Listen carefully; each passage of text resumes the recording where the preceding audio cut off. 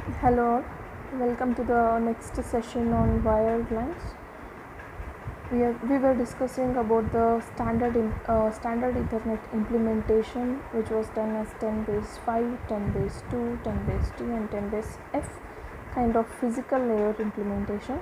Now we are looking into how do we improvise this standard Ethernet to move ahead for the next kinds of Ethernet standards that are available, or the techniques that are available. So we know that the 10 Mbps standard Ethernet, it has gone too many changes, or it has undergone too many changes before moving for, or before giving us the higher data rates. So these changes actually has provided a path to find the new technologies of Ethernet to become compatible with the high data rate providing LANs. So what we are going to discuss is how is that change is been implemented. So that change is being implemented by making use of bridge Ethernet, switched Ethernet, or full duplex Ethernet. The first step in the Ethernet evolution was the LAN implementation by making use of bridges. So when we started with the bridge Ethernet implementation, so it can be known that this bridge has two effects on the composition of Ethernet lines. One is they raise the bandwidth, and the second one is they have got separate collision domains. So let us now look into how this bridge Ethernet is helpful for raising the bandwidth of the given network, as well as how do they help us to separate the collision in two different domains.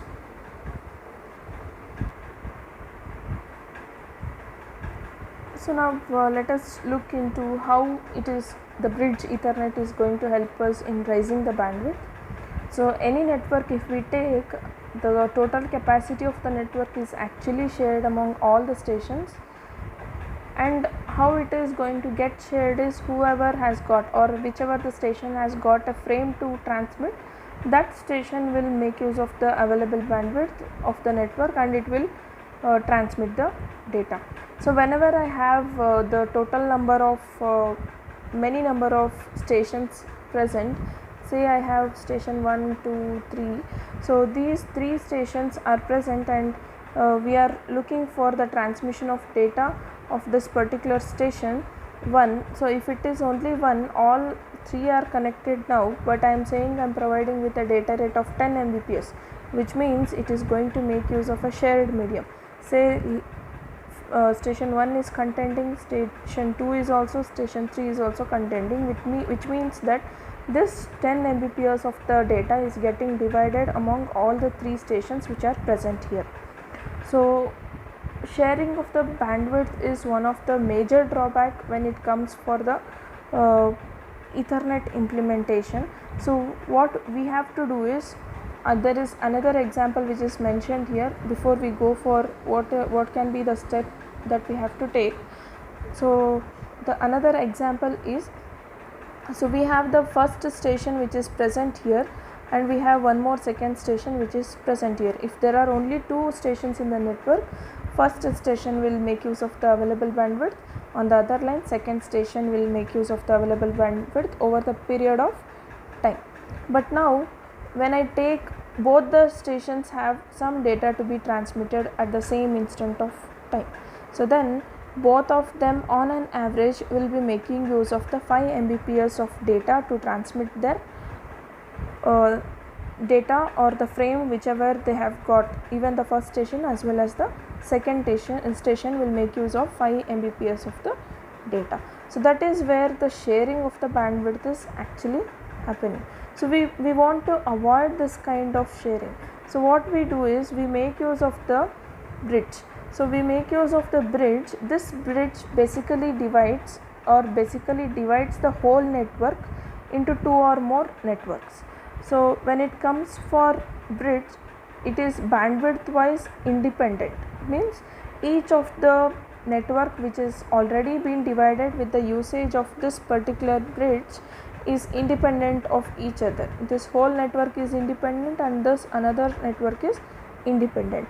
Without bridge, when I see, we can say the whole network has to be shared, whole data rate has to be shared among these many number of stations. So in order to avoid that, we are making use of the bridge kind of network, which is actually helping us to have the best usage of the bandwidth that is being available with us to be done. So we have you can see it is the stations are 12 in numbers, though we are making the grouping of stations as 6 and 6 here. I can divide that and connect them with the help of a bridge. So when bridge is said to be provided with 10 Mbps of the data, so this 10 Mbps is shared with one network here, and here with another network, 20 Mbps of the data. 10 Mbps is being made use by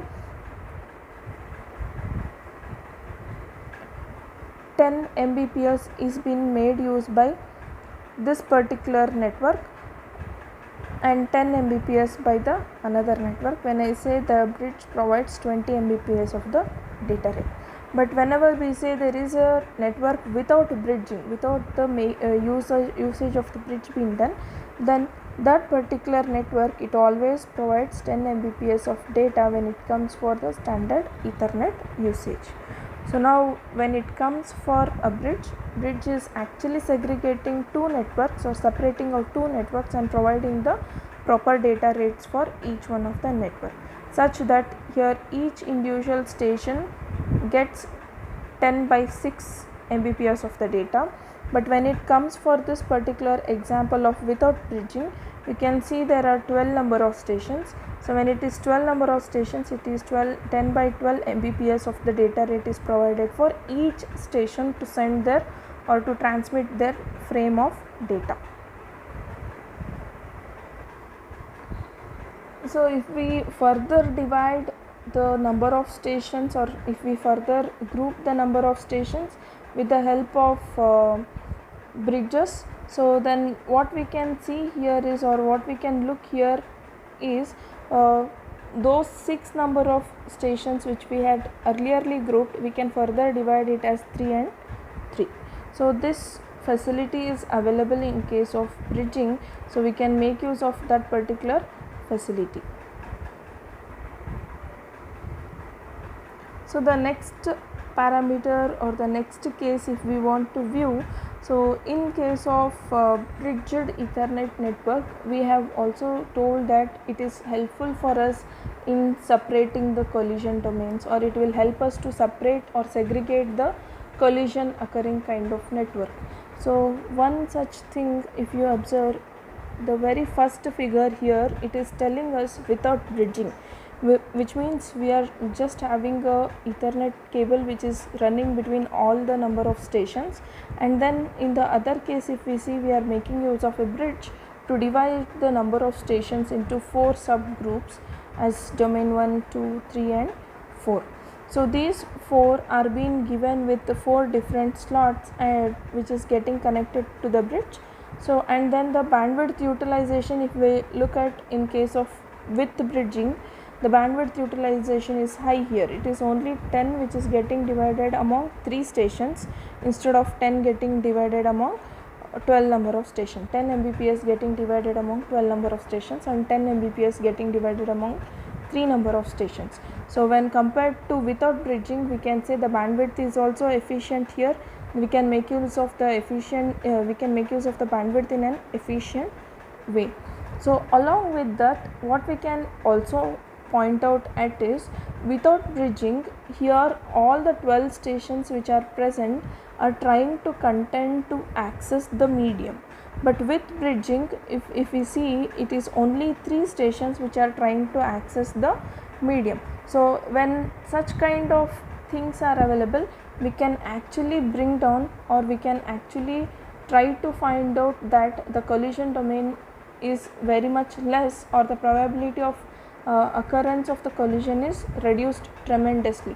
So here if we see, it will be the collision due to 12 domains.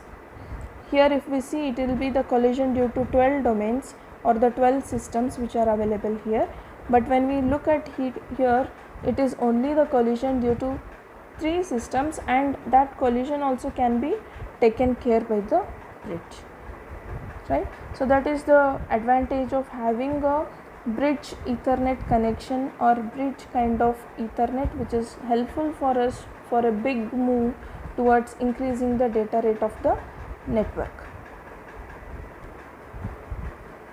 So moving on to the next kind of Ethernet, which is switched Ethernet.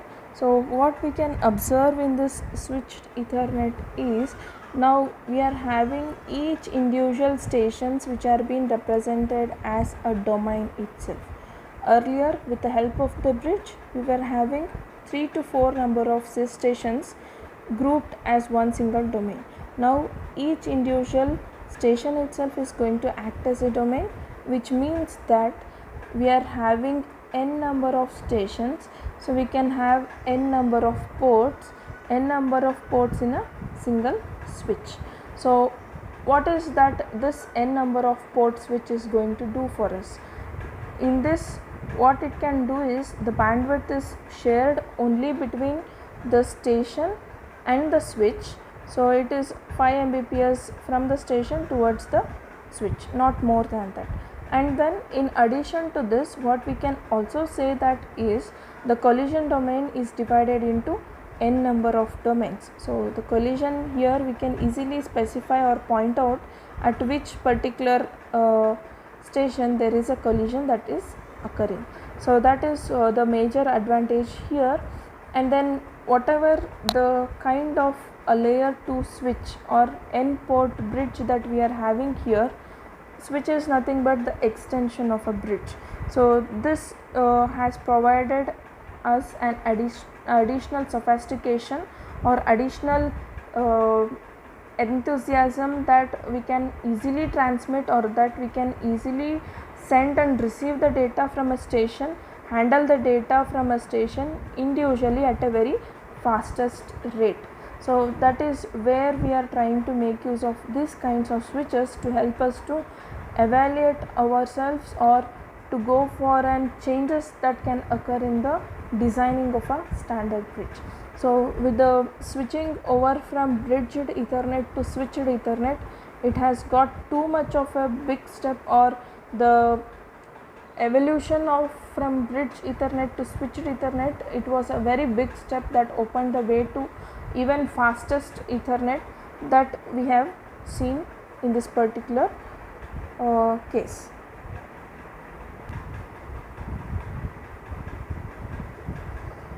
So the next kind of Ethernet movement, which was full duplex Ethernet, which is nothing but it was a great move from switched Ethernet to full duplex Ethernet. So if we take the limitation which we have already seen in 10^5 and 10^2, the communication was half duplex. A station can either send or it can receive, but may not do both the things, like sending and transmitting at the same instant of time. So to move from that kind of evolution from a switched Ethernet, we are going for a full duplex switched Ethernet. What does this particular mode do? The full duplex mode actually increases the capacity of each domain by 10 to 20 Mbps, and if we can see in the diagram, the full duplex mode, what we can note is, instead of using one link between a station and a switch,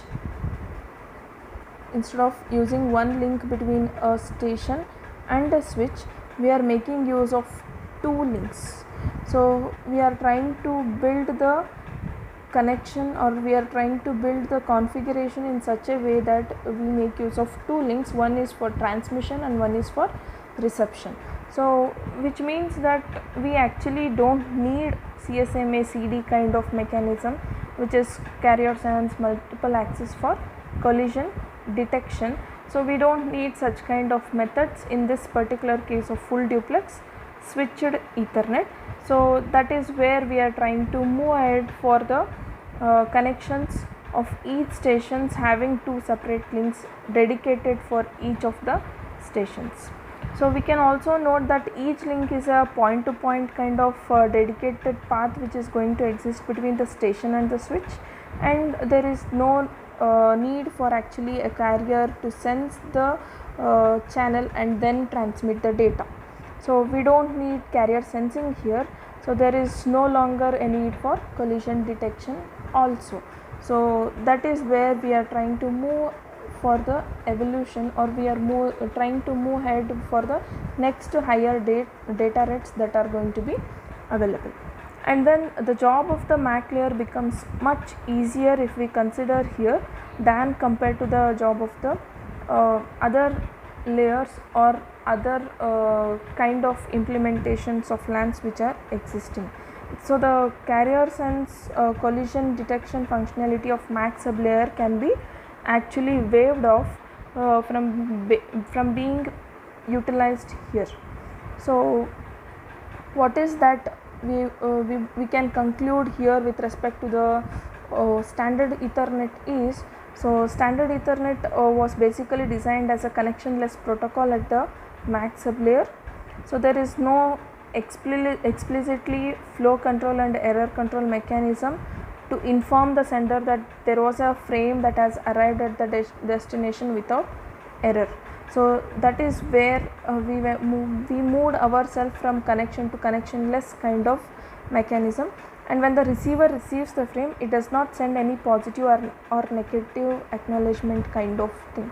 So that was a great move which was taken when we were trying to actually implement the standard Ethernet. So to provide for flow and error control in full duplexed switched Ethernet, a new sublayer called the MAC control layer, it was been added between the logical link control sublayer and the MAC sublayer. So it was only to provide the flow and error control mechanism in the full duplex switched Ethernet. There was one more layer which was added, which we called as a MAC control layer. So it was present between the MAC sublayer and the logical link control sublayer. Thank you. Happy learning.